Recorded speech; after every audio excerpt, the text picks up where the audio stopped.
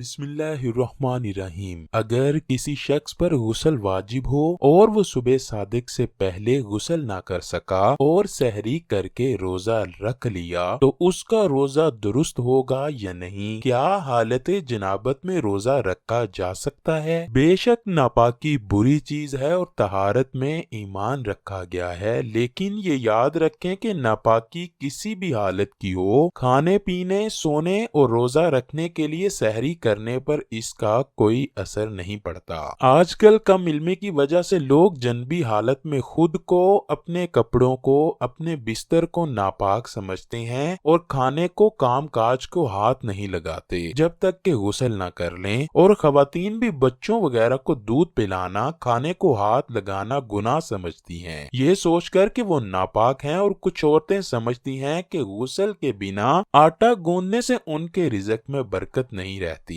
حالانکہ شریعت محمدی اس جہالت کا رد کرتی ہے اور اس سلسلے میں اللہ کے پیارے نبی حضرت محمد صلی اللہ علیہ وآلہ وسلم کی بہت سی صحیح اور مستند احادیث مبارکہ موجود ہیں۔ حضرت ابو بکر بن عبد الرحمن رضی اللہ تعالی عنہ سے روایت ہے کہ میں اپنے والد ماجد کے ساتھ گیا، یہاں تک کہ ہم حضرت عائشہ صدیقہ رضی اللہ تعالی عنہا کی خدمت میں حاضر ہوئے۔ انہوں نے فرمایا، میں گواہی دیتی ہوں کہ رسول اللہ صلی اللہ علیہ وآلہ وسلم کو اگر جنابت کی حالت میں صبح ہوتی تو وہ روزہ رکھ لیا کرتے اور پھر فجر کی نماز کے لیے غسل کر لیتے۔ حضرت ابو بکر بن عبد الرحمن مزید روایت کرتے ہیں کہ پھر ہم حضرت ام سلمہ رضی اللہ تعالی عنہا کی خدمت میں حاضر ہوئے تو انہوں نے بھی اسی طرح فرمایا۔ اگر کسی شخص پر غسل واجب ہو اور وہ صبح صادق سے پہلے غسل نہ کرے اور سحری کر کے روزہ رکھ لیتا ہے تو اس کا روزہ درست ہے۔ ناپاک ہونے کی وجہ سے روزے پر کوئی فرق نہیں پڑے گا، البتہ جلد از جلد غسل کر لینا چاہیے۔ غسل میں اتنی تاخیر کرنا کہ فجر کی نماز قضا ہو جائے گناہ کا باعث ہے، اور روزے کی حالت میں غسل کا وہی طریقہ ہے جو عام حالات میں ہے۔ البتہ روزے کی وجہ سے ناک میں اوپر تک پانی ڈالنا اور کلی میں غرارہ کرنا درست نہیں، اس لیے کہ ناک میں پانی چڑھانے سے یا غرارہ کرنے سے پانی حلق میں چلا گیا تو اس سے روزہ فاسد ہو جائے گا، لہٰذا صرف کلی کر لے اور ناک میں پانی ڈال لے تو غسل صحیح ہو جائے گا۔ افطاری کے بعد غرارہ کرنے یا ناک میں پانی چڑھانے کی ضرورت بھی نہیں ہوگی۔ ناظرین گرامی، یہ یاد رکھیں کہ ناپاک ہونے کی صورت میں مرد اور عورت صرف نماز، طواف اور مسجد میں جانے کے علاوہ باقی تمام کام کر سکتے ہیں، یعنی جنابت کی حالت میں روزہ رکھا جا سکتا ہے، کھانا پکایا جا سکتا ہے، مائیں اپنے بچوں کو دودھ پلا سکتی ہیں۔ حضرت حذیفہ رضی اللہ تعالی عنہ بیان کرتے ہیں کہ ایک دفعہ مجھے راستے میں حضور اکرم صلی اللہ علیہ وآلہ وسلم مل گئے، انہوں نے میری طرف سلام لینے کے لیے ہاتھ بڑھایا، میں نے عرض کی، یا رسول اللہ میں تو جنبی ہوں۔ اس پر آپ صلی اللہ علیہ وآلہ وسلم نے فرمایا، مسلمان نجس نہیں ہوتا۔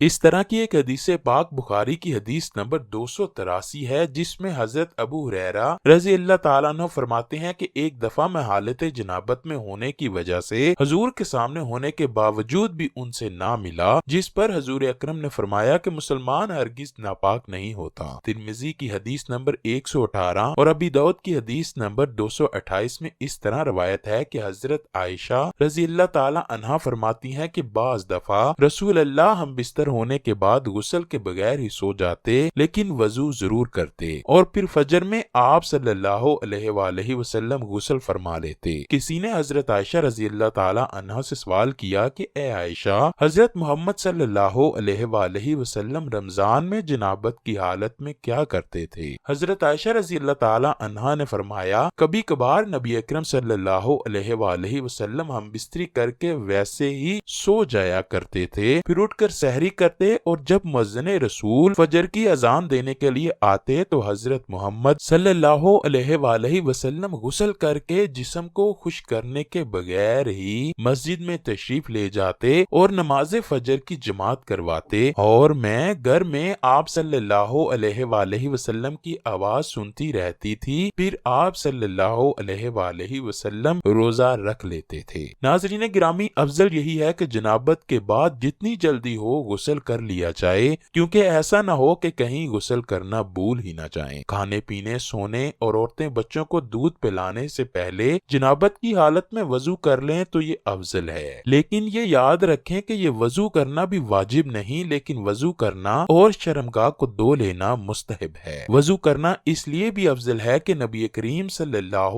علیہ وآلہ وسلم نے فرمایا 3 لوگوں کے پاس رحمت کے فرشتے نہیں آتے: کافر کی لاش، اور خلوق خوشبو لگانے والا، اور جنبی شخص، جب تک کہ وہ وضو نہ کر لے۔